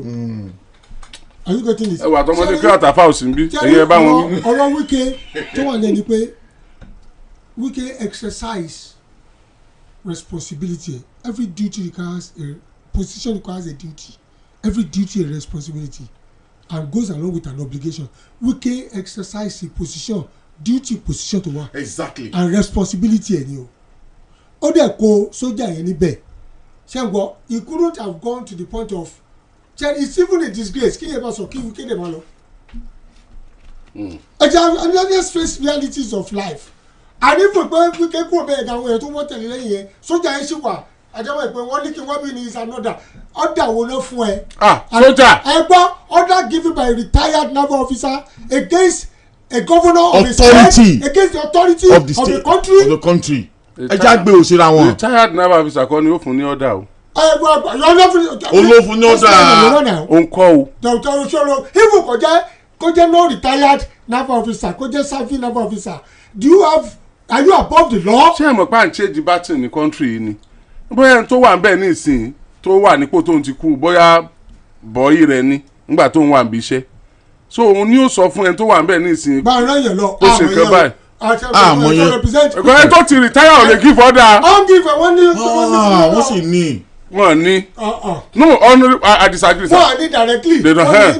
indirectly náà mo sọ fún yín. bẹ́ẹ̀ ni. ẹ máa gbọ́ whether o ṣe sáàbò or o sáàbò you are not above the law. Of course.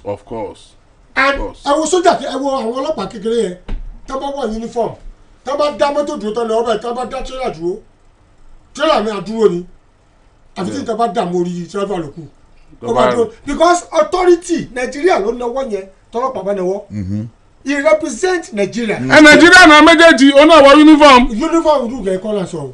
ṣé ẹ kí Wike sọ pé full nínú uniform. ó náà yóò ẹ̀ full uniform báwo ó sọ fún pé ṣé ọmọ tó ń sọ ni. Don't you know what you are saying? Are you not knowledgeable enough? Don't you understand what we are doing here? Ìtumọ̀ ayé fún yẹn. Don't you know that you are supposed to respect authority? Don't you know this is a constituted authority? Don't you know I'm the FCT minister? Are you not aware that the land you are standing upon is in question? You are talking to me as if I'm a boy. Don't you know Nigeria is before you? Are you above the law? Ìtumọ̀ ayé èfù ni o. Wọ́n gbọ́dọ̀ béèrè wọ́n gbọ́dọ̀ sọ pé kéèyàn sọ mí ní fúlù ní ẹnu exam. Wọ́n wá ní give pastor give honourable speaker of people's parliament definition of fool. Within the context of that what happened. Or what happened. Okay. Now within that context, okay. So nothing define at the end of the day sẹ́rí ìwọ ọmọ ní mo owó wọn sókè gbẹ́. tí wọ́n bẹ̀ sùn fapò rọrí. bẹ́ẹ̀ni sẹ́rí àǹkátá ti mọ̀mọ́ Wike the transfer of aggression àwọn èèyàn náà fi ń give wrong judgement. bẹ́ẹ̀ni. ó mi pe tí Bọ́lá Ahmed Tinubu bá lọ bẹ̀. àkótó bẹ́ẹ̀ kò ní tó bẹ́ẹ̀. èyí tó fi síbẹ̀ sí fẹ́ẹ́ síbẹ̀. ta ló wá rí fi náà. who is standing. he represent Bọ́lá Ahmed Tinubu there. kílódé tó wà bẹ́ẹ̀ yẹn àwọn ní kí wà bí ní ọ̀gá ni. president nìkan lòfin ní kí sójà respect. kò sí ìjọba respect aráàlú ní democracy. onífìmọ́ ní èèyàn náà kún náà ta. president nìkan lòfin ní kí sójà sójà respect. àjọ ìjọba sọ̀rọ̀ báyìí tábà kọlu mẹ́tọ̀ tún sọ̀rọ̀ ọtún abọ́lẹ̀ ṣe bá wà fẹ́rẹ̀ kiri. lọ́rẹ́ nìkan tó pé nígbà tí sójà bọ́lẹ̀ ní mọ́tò báyìí ó jádànù nínú mọ́tò ló sáré wa gbolé. bí sójà bá gba one way tọ́yẹ pé wọ́n lọ wà lójú ọ̀nà rẹ̀. sẹ́ẹ̀rí ti sáfún sójà ní bíbẹ̀ kọ́. tí wọ́n náà gbà kan ni tí wọ́n tó gba one way tí bọ́ọ̀lù dáwọn tó bọ́ọ̀lù ọtí máa bí nǹkan kan ni táwọn nà bí ẹni máa kú yẹn lè ṣiṣẹ́ ni. sójà ni. honourable speaker. ṣé sójà wà above the law ni.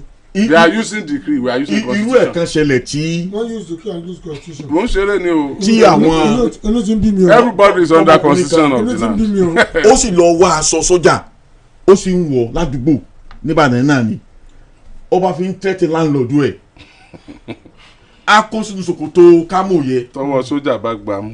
tán bá gbà mú. now ó sì ọ̀n sọ fúnra rẹ̀ pé ọ̀dà pé òun fẹ́ mi ara ẹ̀ òfin takati. because of nǹkan tó ti rí tẹ́lẹ̀. now later we now report sí Odogbo pé ẹ wá wò ṣé sójà yín tó ń lélẹ̀ tó ń wọ kámò yín kiri ẹja mọ̀ o ìgbà tí wọ́n fi débẹ̀ wọ́n ní pé ó ti gbé bẹ́ wọ́n wá wo fọ́tò ẹ̀ sẹ́sìn pé sójà ìdárùngbọ̀n sí ó dárùngbọ̀n sí. ẹ̀yin náà tutù ní àdúgbò yìí ni ṣé ẹ̀ka ẹ̀dá sójà mọ̀ sójà ni.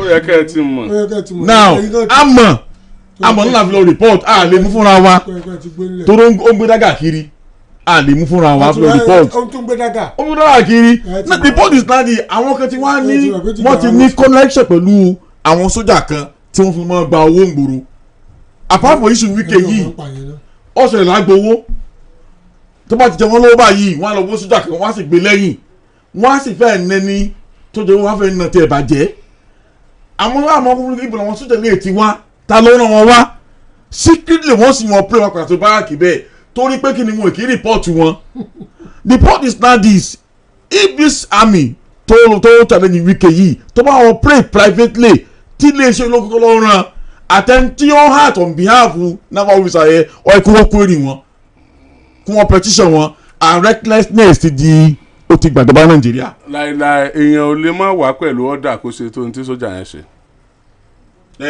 bẹ́ẹ̀ ni ọ̀dà yẹn lè wá jẹ́ pé direct order wípé tí Wike bá wá kò gbọ́dọ̀ wọlé o kó jẹ́ pé direct order fún Wike ni kó má jẹ́ jẹ́ volatility Wike ọ̀nà fi wọ̀n fún volatility ẹ̀ the way he speaks the way onísọ́jà yẹn fi wọ̀n fún ṣé ọmọ kékeré tó wà nílé yàn sọ pé orí ẹ̀ ò pé ni orí mi pé adájú kìlẹ̀ dé tẹ̀ ń sọ pé orí mi ò pé but kò sí tó ṣe mí orí mi pé náà ṣe pé yẹn tún sọ ń sọ ọmọ lónìí because you can't say pé sórí ẹ̀ ò pé ni orí mi pé báwo yìí ṣe orí mi ò pé. ẹ máa bá bọ̀dà Wike náà sọ̀rọ̀. ṣé ẹni sá ọ̀bàdàn Wike là ń bá sọ̀rọ̀ báyìí. máa bá bọ̀dà Wike sọ̀rọ̀. ṣé kí bọ̀dà ṣẹ́rí oró lé ni o. kí bọ̀dà Wike máa ṣe sùúrù. oró lé ni bọ̀dà Wike gidi bọ̀dà Wike máa ń wà volatile when he speaks. ẹ jẹ́ kí wọ́n máa mọ̀ pé ọ̀rọ̀ inú ilé yàtọ̀ sọ̀rọ̀ ọ̀ta. agbára bọ̀dà Wike náà pọ̀. téèyàn bá fẹ́ omi lọ́yẹ̀ wọn mu tí wọ́n bá fẹ́ jáde irú jáde báwọn. epo ló yẹ wọn. wọ́n bá dénú ilé kán mu òróró. àìsè bẹ́ẹ̀ sọ pé wọ́n mú òróró náà mú jáde. èyí mú òróró jáde. lórí eré àbẹ̀yẹ anytime lòróró. òróró mọ gbá lórí èèyàn ni ọgbẹ́ mọ́dún nǹkan ni. ṣé ẹ gbé bẹ́ẹ̀ yẹn rí ni. mi gbé bẹ́ẹ̀ rí. àwọn yẹn àwọn tó gbé bẹ̀rẹ̀ sí sọ̀rọ̀ lórí Facebook nísìn ní sáìbẹ̀ yẹn òróró àrò kùtùkùtù appetizer ni. àwọn tó bá mú òróró náà ó ń gbá lára mi òróró mọ gbá ni. àwọn tí ń já yẹn tẹ́ ẹ bá mú òróró àrò. ẹ jẹ́ ká kú mọ́ wọ́n yanjú ẹ̀ láàrin ara wọn family matter ni. ẹni tí ó bá sí nípò tí ó sì lówó lọ́wọ́ tí ó sì mọ èèyàn àfira wa sọ ọlọ́run ọlọ́run lẹ́mí wá wà lórílẹ̀‐èdè Nàìjíríà ọlọ́run ló wà. yes again and again and again àwọn èèyàn wa ní circular road ojoojúmọ́ ni wọ́n ń jáde tí wọ́n sì ń rawọ́ ẹ̀bẹ̀ sí ẹnjìnìà Abíọ́dún Olúṣèyí Mákindé ìjọba wọn pé kí wọ́n wo àwọn ṣe. ìjọba ti sọ̀rọ̀ ń jò ní nígbà kan báyìí tí wọ́n jáde ṣùgbọ́n eléyìí àti ìgbọ́ látẹnu ìjọba ẹ̀yin gbọ́ ẹjẹ́ agbọ́n tíjọba sọ. ìgbà tí ẹ̀rí pé kínní láyé Lamade Shina ni ó ṣẹlẹ̀. ló bẹ̀rẹ̀. and when Governor Ajimobi came in Ladoja 150 náà fi sí kínní yẹn 150 meters náà fi sí 75 here 75 there.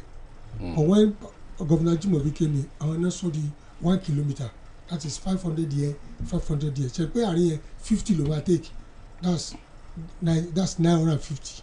So you understand Jimo so our next the 1 kilometer. But by we make pay 500 meters is half a kilometer. That's sorry.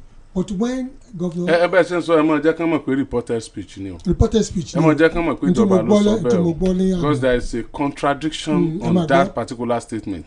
àwọn èèyàn sọ wípé tí Ajímọ̀bí fi lọ kò affirm ẹ̀ wípé òun ọgbà tó tó bẹ́ẹ̀ lọ́wọ́ àwọn dẹ̀ lọ bá nígbà yẹn kò dẹ̀ kò n tó wà vogue ní pé n táwọn tíjọba sọ. the 500 kìíní tó wà lẹ́yìn ní 2017 the 500 meters tó wà lẹ́yìn what the government has decided now to do ó ní wípé gbogbo ibi tó bá wà clustered táwọn èèyàn bá kọ́lé sí tó pọ̀. ká tó kún bẹ́ẹ̀ ẹ má jẹ́ àdí ẹrù ru Ajímọ̀bí o ẹ má jẹ́ àdí ẹrù Ajímọ̀bí tó ti lọ a gbọ́ pé Ajímọ̀bí ó gba 500 tó fi lọ so àwọn ẹ̀yin onísàkúlà road you have to clear that for us. ẹ máa gbọ́.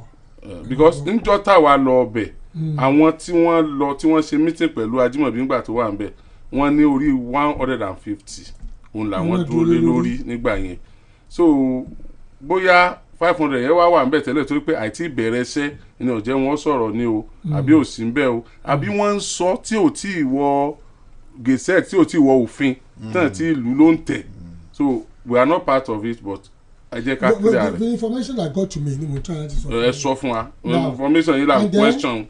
And then the issue of 500 is not in totality. Àwọn ibi tí ó bá ti develop according to the information given to us developed areas the government has decided pé 150 yẹn náà máa fi ṣe which is n tó wà nílẹ̀ láti lẹ̀ wípé àwọn tó jẹ́ 350 yòókù yẹn pé wọ́n free kan lọ perfect ìwé wọn they are no more affected. Question tàbí pé àwọn tábà ti wá wọlé wọn tó ti wà affected nǹkan pé they would look at it and do the necessary compensation for them ìyẹn àwọn tó ti wà affected but àwọn tó ti wà affected níbi clustered areas yẹn táwọn èèyàn ti kọ́lé sí dáadáa wípé wọ́n wà níbẹ̀ wọ́n free wọ́n ní wọlé wọn mọ́. And now tí àwọn ibi tí wọ́n ní undeveloped areas underdeveloped areas wọ́n ló pọ̀ gan wọ́n fi máa pè hàn tó pé gbòmí ilé mẹ́rin kankan ló wà níbẹ̀ àwọn ilé mẹ́rin tó wà níbẹ̀ yẹn wọ́n sọ pé they will compensate them but 500 meters ni wọ́n máa mú ní gbogbo àwọn undeveloped areas that is the information given to us. So àwọn undeveloped areas yẹn èmi wá béèrè kan pé ẹ gbọ́ ná àwọn tó ti ralẹ̀ bẹ́ẹ̀ ńkọ́ at least àwọn kan ti ralẹ̀ gbogbo ilẹ̀ tẹ̀ wọ́n yẹn tẹ̀ ní undeveloped àwọn kan ti ralẹ̀ bẹ́ẹ̀ pé àwọn tó bá ti ralẹ̀ síbẹ̀ tẹ̀ develop is gone wọ́n need the compensation but àwọn tó bá ní oko níbẹ̀ tẹ̀ value koko wọn the government will pay them níbi undeveloped areas. wọ́n ti wá sọ ń bí o wọ́n ní pé Ajímọ̀bí ló gazette 500 meter setback. ó ní. Okay. That was the information given to us yesterday. Ajímọ̀bí ló gazette 500 meter setback here which is 500 which is 1 kilometer. ẹ mọ̀ pé kìlómítà fún wa ẹ sọ pé 1000. 1000 meters ni 1 kilometer rẹ̀ ló kú sí. mathematically. àwọn ọ̀dọ́ mathematically o ẹ má wulẹ̀ gbèsè fún wa. So the question asked the government tí a béèrè lánàá òun náà ni wípé okay àwọn undeveloped areas tẹ́ni wọ́n mú 500 meters yẹn now what are you going to do with those 500 meters. àwọn tó ti nílẹ̀ ń bẹ̀. tó ti nílẹ̀ ń bẹ̀ wọ́n sọ pé àwọn tó nílẹ̀ ń bẹ̀ tán develop it normally under the law if you buy a land within 2 years you must develop it it can be revoked so àwọn tó ti nílẹ̀ ń bẹ̀ tán develop it wípé they are not privy to give them anything but àwọn tó ti develop it no matter how small they will compensate them then àwọn tó ní bí oko ṣàpè mo bèrè pé oko méjì ló wà we have arable crops we have what is called cash crops àwọn tó jẹ́ cash crops yẹn wọ́n value nǹkan tó lórí oko wọn and the government will compensate them those are the information given yesterday so pé àwọn tó ní àwọn yòókù bíi tí ilé wà tó pọ̀ sí yẹn pé government ò mú ju 150 yẹn lọ mọ́ pé 150 yẹn náà máa mú àwọn tó kù lẹ́yìn 150 350 yẹn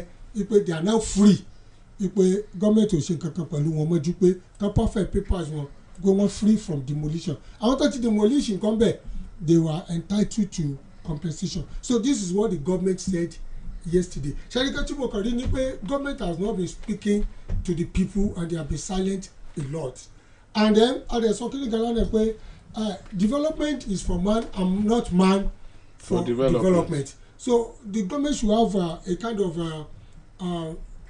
this prerogative right of mercy tí wọ́n ní it should be extended to the people too because life of the people really matters so then another question that is raised onípòkè o ilẹ̀ yẹn what is the possibility pé tá a má gbà lọ́wọ́ àwọn èèyàn náà kọ́ àwọn tó fún àbí when you take it from private people and give it to private wọ́n ní PPP ní government fẹ́ fi ṣe public private partnership and it's going to be an industrialized corridor not just housing lẹ́yìn ẹ̀ there's going to be access road but the right of way yẹn the compromise corridor yẹn for the thing tó ti ṣe so àti mo bẹ́ẹ̀ government máa change mind wọn lórí undeveloped areas tó jẹ́ 500 meters yẹn náà but they said the government is not changing its mind torí kò affect àwọn ilé rárá pé àwọn scanty buildings tó wà ń bẹ̀ government will compensate them so àwọn yòókù wọ́n máa wọrí pé 150 yẹn ni government ó mọ̀ ní gbogbo ibi tí ilé wà pé government ò mú ju 150 yẹn lọ so that is the information orí yẹn ni ẹja base discussion wà nínú. mo rò pé information yìí náà àwọn tí wọ́n ń protest ó ṣeéṣe kan ti gbọ́n pa ẹ̀rí ṣáájú àkókò yìí bóyá àwọn wà comfortable pẹ̀lú ọ̀rọ̀ yẹn àbí àlàyé yẹn ò yé wọn tó. àlàyé yẹn lè má yé wọn. bóyá kò yé wọn tó. àlàyé yẹn tẹ́ ẹ̀ sọ ni pé 500 yẹn number 1 tèmi fẹ́ kí àwọn yẹn kọ́kọ́ lọ mọ̀ kí wọ́n dẹ̀ jẹ́ káwa náà mọ̀ ẹ jọ ṣé ẹ rí gbogbo téèyàn bá ń ṣe láyè ó máa rántí àtúbọ̀tán o ọlọ́run ó máa rántí àtúbọ̀tán o owó kò téèyàn bá fẹ́ dé láyé èyí tọ́lọ́run bá léyìn ó dé ni ọgbọ́n ò gbéyàn dípò mo lówó ò gbéyàn dípò mo lè gbà yín kan jẹ́ àbí mo mọ̀ yàn kí n lè débẹ̀ kò lè gbéyàn dípò ní tó dáa jù ni pé ká sòdodo tọ́lọ́run bá láàdé bẹ̀ ká débẹ̀ tó bá jẹ́ pé lóòótọ́ n ló jẹ́ pé ìjọba Ajímọ̀bí n ló ti gẹ̀ẹ́sẹ̀tì 500 meter both left and right kí ni àwọn ń pèsè yìí Mákindé ní gbalẹ̀gbalẹ̀ sí kí àwa tí a bá mọ̀ nípa ọ̀rọ̀ yìí ká make sure pé a ṣèwádìí àti pé àwọn tó wá ń bàjọba jà tán bújọba wọn jẹ̀bi ìjọba o àwọn onísàkúrà wọn jẹ̀bi ìjọba náà wọn sọ̀rọ̀ síta. báwa ṣe àwọ̀ ọ̀gbọ́ lẹ́nu ìjọba rí pé Ṣèyí Mákindé ló gèsè pé Ajímọ̀bí ló gèsè ti 500 meter. àmì ọ̀gbọ́n lánàá nígbà tá a meet àwọn. àná lẹ tó gbọ́. nígbà tá a meet àwọn. that's it. The civil servants that are involved. so sànà ló yẹ kẹ́ ẹ gbọ́ kì í sànà ló yẹ kẹ́ ẹ gbọ́ ó yẹ kí àwa ká ti mọ̀ ẹ̀yin àwa tí à ń báraàlú sọ̀rọ̀ ó yẹ kí àwọn tọ́rọ̀ kàn kí wọ́n ti mọ̀ tí wọ́n bá ti mọ̀ báwo la Ajímọ̀bí ó ṣe gazette nǹkan táwọn ọmọ Ṣèyí Mákindé Ṣèyí Mákindé láti ọjọ́ yìí ẹlòmíì tó ṣẹ̀ṣẹ̀ ń kọ́lé abilé rè pé ṣùgbọ́n ọmọ pé wọ́n ti gazette kìíní yìí but àwọn ẹni yẹn ní ìmọ̀ ẹ̀yin náà ẹ jẹ́ ká mọ̀ ó lè jó òótọ́ ó dẹ̀ lè má jó òótọ́. sẹ́rí táwọn yẹn fọ́ sí ojú pé ọ̀pọ̀lọpọ̀ tán lọ search wrong dance náà ti lọ search intensity. ṣé bí ní ministry of land ẹ fi gbèbè yín lẹ̀. bó o ní wrong dance ṣe wà ní ministry. bó o ní wrong dance ò ní sí mbẹ́ ṣé wọ́n. so ìjọba náà nìyẹn náà. ìjọba ni ìjọba sì kọ́. àṣìbí ìjọba ló fi wọ́n bẹ̀ they are representing the government. no èmi ò gbà o. ìjọba bá wọn bẹ̀ ni. ìjọba jogún wọn ni. ìjọba jogún wọn ẹjọ ẹ tọ́ra yìí o. ṣé inú jogún wọn bẹ̀ tẹ́ẹ̀ bá ti jogún ti di responsibilities ẹ̀ tó bá dá òun láyìn tí ò bá dá òun láàbù. tẹ́ẹ̀ bá jogún ìyàwó tó burú tí wọ́n fọ̀ bẹ́ẹ̀ báyẹn jà sẹ́mi pé kéèyàn tó lè ṣẹ́gun ẹ̀ kó tó lè mú wálẹ̀ yóò pẹ́ olúwẹ̀lẹ́ lè dànù gbẹ̀yìn yín o. so wọ́n jogún nǹkan tí ò yẹ kán jogún ẹjẹ́ sọ fún yín some civil servants are corrupt ọ̀pọ̀lọpọ̀ tó ṣáàtì àwọn surveyor tó ń lọ́nbà wọn ṣe náà they are corrupt wọ́n deceive a lot of people. church kan wà lọ́dọ̀ ọbẹ̀ yẹn tí church winners tó kọ́ school síbẹ̀ imagine school lágídí náà kọ́ síbẹ̀ tó kọ́ building kan ṣe gbẹ̀ síbẹ̀ that church ẹni tó wọ́n ra lẹ́bẹ̀ ọmọ ẹ̀gbẹ́ orí circular road ni o tó fi parí school tó fi parí gbogbo ẹ̀ they have to destroy that school ó dẹ̀ mọ̀ ẹ̀gbẹ́ orí circular road. ètè mi sáà mọ̀ ni pé ká bẹ̀rù Ọlọ́run àtẹnitọ́ wà níjọba àtàwọn àtẹnìṣèjọba lé lórí ẹ̀yin tí ọ̀rọ̀ circular road kàn èyí tí mo rò pé mo fẹ́ kẹ́ ẹ bẹ́ẹ̀ mi ṣe jù ní ìsinmi pé ṣé lóòótọ́ l'Ajímọ̀bí gazette 500. orí bákan lójú sí yín náà. orí bákan lójú sí mi o èmi tí wọ́n sọ dáhùn àgbọ̀ when we hear things tell the present document to àrí document lánàá rí. ìjọba ò ṣe dáa. farabalẹ̀ náà kó tó bújọba. kò sígbà tí ìjọba ò ṣe lórí eléyìí o ìjọba ò ṣe dáa. farabalẹ̀ náà ẹkún ti pọ̀jù lókè ní ìjù òfò ti pọ̀jù ń bẹ̀ jù. òfò wà máa gbọ́ tí mo sọ òfò ti pọ̀jù ń bẹ̀ náà. máa gbọ́ òfò wà bẹ́ẹ̀ but àwọn òfò kan wà tó jẹ́ pé ẹ wo ẹ̀yin tẹ́ ń protest ẹ jọ ẹ wo ẹ̀rọ representative wa lọ́la ṣé lóòótọ́ l'Ajímọ̀bí gazette ẹ̀ I am not comfortable with that honestly because wọ́n yẹ pé Ajímọ̀bí ló gazette 500 àti ìyàn Ṣèyí Mákindé jẹ báyìí o àti ìyàn jẹ náà àwọn olóṣèlú oríṣiríṣi wọ́n mọ̀ kọ́ mi báyìí bọ́ọ̀lù ìjọba yóò ṣe dákẹ́ tí wọ́n fi ba iṣẹ́ tí ń jẹ́ tẹ́ ṣe téèyàn bá dójú ọ̀nà yẹn èèyàn pàtẹ́wọ́ fún ìjọba ṣùgbọ́n tó bá pàtẹ́wọ́ fún ìjọba tí òsùn kúkú òun bẹ̀ pẹ̀lú ọ̀fọ̀ táwọn èèyàn ìwàhálà táwọn èèyàn rí ìka ọ̀tá èèyàn ni wọ́n tún wá ti pẹ́ tí mo ibi lókè sẹ́tẹ̀ ẹ jẹ́ àmọ́ náà. wọ́n dẹ̀ ti ní ibi tí ilé ti pọ̀ sí yẹn ní ìsìn whether legal or illegal wọ́n ti sọ di 150. ilé ti pọ̀ sí kí ni ilé ti pọ̀ sí ibi tí wọ́n ti wó ibi tí wọ́n ti wó ọjọ́ ti wó ọjọ́ ti wó ẹ kú iṣẹ́ ẹ já lọlé. comrade Ọmọlólú Ejide lórúkọ tèmi. èèyàn kan tó jẹ́ amúgbálẹ́gbẹ̀ẹ́ gómìnà Ajímọ̀bí nígbà tó ń ṣèjọba ọ̀gbẹ́ni Afeez Bọ́lájí Rẹpẹtẹ wọ́n ní irọ́ ńlá níjọba yìí ń pa mọ́ ìjọba Ajímọ̀bí o. Don't lie against the dead. Ajímọ̀bí did not extend the Ibadan circular road, Rẹpẹtẹ tells Makinde.